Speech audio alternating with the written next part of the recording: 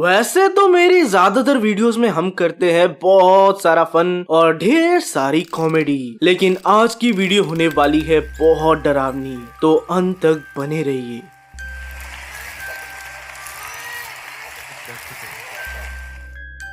Free fire एक बहुत ही जबरदस्त गेम है जिसे खेलने में बड़ा मजा आता है। ये एक ऐसा गेम है जिसे एक बार खेलने से बार बार खेलने का मन करता है। फ्री फायर के ट्रू फैंस मेरी बातों से काफी रिलेट कर पाएंगे। आपका फेवरेट कैरेक्टर कौन सा है कमेंट सेक्शन में अभी बताइए। ये कहानी है दिव्या की। कुछ दिनों से दिव्या के साथ बहुत अजीब हो रहा था। हर रात 3 बजे उसके कान में कोई आवाज फ्री फायर खेलने के लिए फुसफुसाता है और फिर वो अपने आप गेम खेलने लगती है बिना पलके झपकाए घंटों घंटों तक।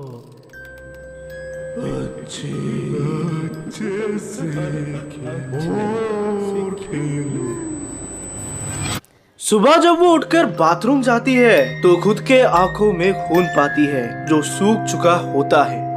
ऐसा तब से हो रहा है जब से वो एक नया फोन खरीदी थी वेकेशन के एक दिन पहले।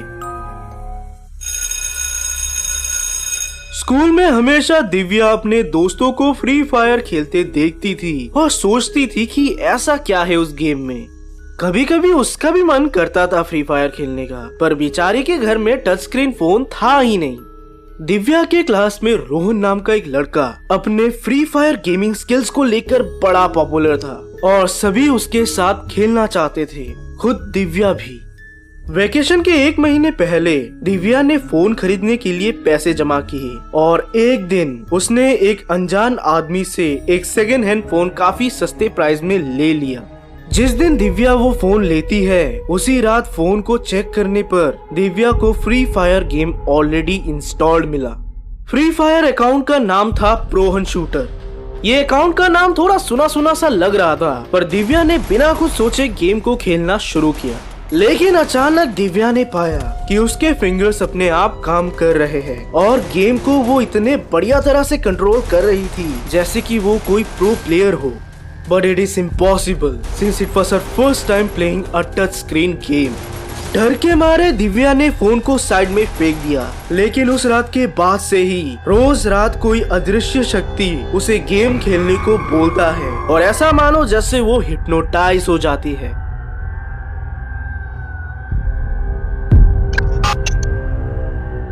दिव्या की मम्मी को अपनी बेटी में बहुत बदलाव दिखा। अचानक उनकी हंसती खेलती बेटी बहुत शांत हो गई। दिव्या की मम्मी खुद थोड़ी सी डिस्टर्ब थी क्योंकि रोज रात को उन्हें घर में किसी के चलने की आवाज सुनाई देने लगी। पहले उनको लगा कि शायद दिव्या ही होगी, मगर धीरे धीरे उन्हें भी कुछ अजीब सा महसूस होने लगा।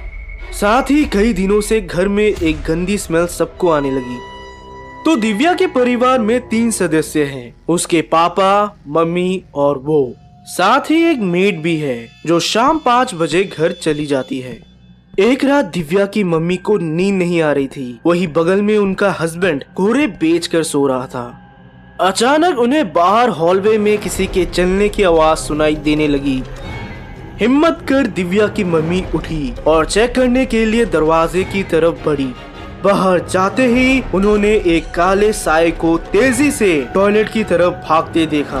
जैसे ही उन्होंने टॉयलेट के दरवाजे को खोला तो डर के मारे उनकी चीख निकल गई और तभी वो बेहोश हो गई। तुरंत दिव्या के पापा उठे और अपनी पत्नी को जमीन में पड़े देख उन्हें झटका लगा। उन्होंने जोर से दिव्या को बुलाया, पर उसका कोई भी जवाब नहीं आया। तो वो खुद पानी लाए और अपनी वाइफ को उठाए।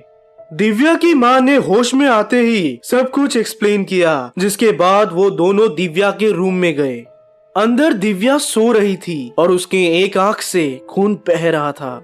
सबसे ताज्जुब की बात ये थी कि दिव्या के बगल में एक फोन था, लेकिन उन्होंने तो कभी दिव्या को कोई फोन दिया ही नहीं।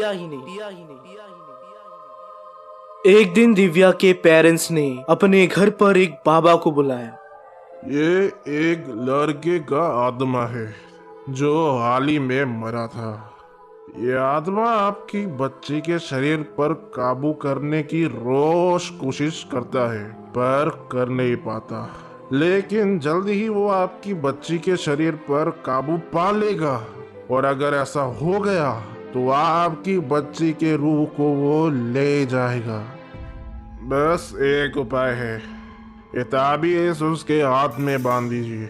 और हाँ, बच्ची के पास उस आत्मा की एक चीज है, आप लोग बेहतर जानते हैं। उस चीज को पास के तालाब में फेंक दीजिए, जल्दी से जल्दी। दिव्या के पेरेंट्स ने ठीक वैसा ही किया और सब कुछ नॉर्मल हो गया।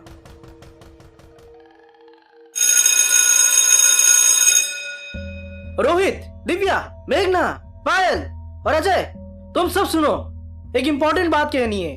रोहन अब नहीं रहा। क्यों हुआ? रोहन को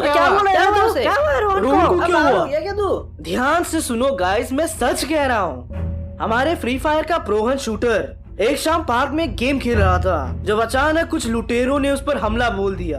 उन लुटेरों ने उसकी हत्या कर उसका फोन, घड़ी और पैसे लूट लिए। सभी 10 मिनट में असेंबली लाइन में आए। रोहन की शांति के लिए हम सब प्रे करेंगे। ये सब सुनकर दिव्या को अब सब समझ आ गया कि असल में उसके साथ हुआ क्या। मैं आशा करता हूँ कि अगर आपको ये वीडियो पसंद आया है तो आप जरूर से लाइक और सब्सक्राइब करेंगे।